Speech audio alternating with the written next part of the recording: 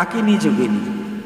আচ্ছা বলুন তো, ওই দুটো যা পোশাক পরছে, এই দুই পাশে দুটো দাঁড়াই আছে, তা আমাদের ঘরের মেয়েরাও তো পোশাক ওই রকমই পরে, গায়ে উন্না থাকে না, চাপা প্যান্ট পরে ওই গেঞ্জি এটা গায়ে দিয়ে যখন রাস্তাতে হাঁটে, তো ডাকিনী যোগিনী ওই দুটোরে খাড়া না করে ওইগুলোর এনে দাঁড় করাইয়ে পুজো করলে ভালো হয়।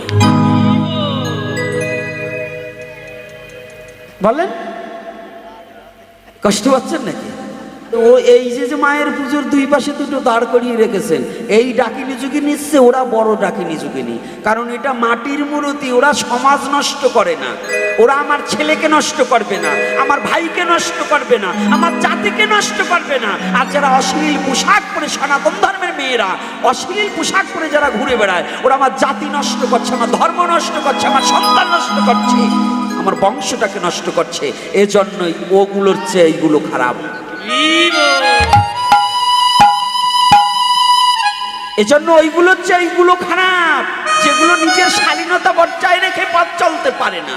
ভারত ভূমিতে জন্ম যা, নিজ স্বার্থ ত্যাগ করি করো পরই উপকার। আর ওরা পরের উপকার করছে না, ওরা পরের ক্ষতি করছে, যুব সমাজের ক্ষতি করছে, আমার জাতির ক্ষতি করছে, আমার ধর্মের ক্ষতি করছে, আমার সনাতনের ক্ষতি করে দিয়েছে।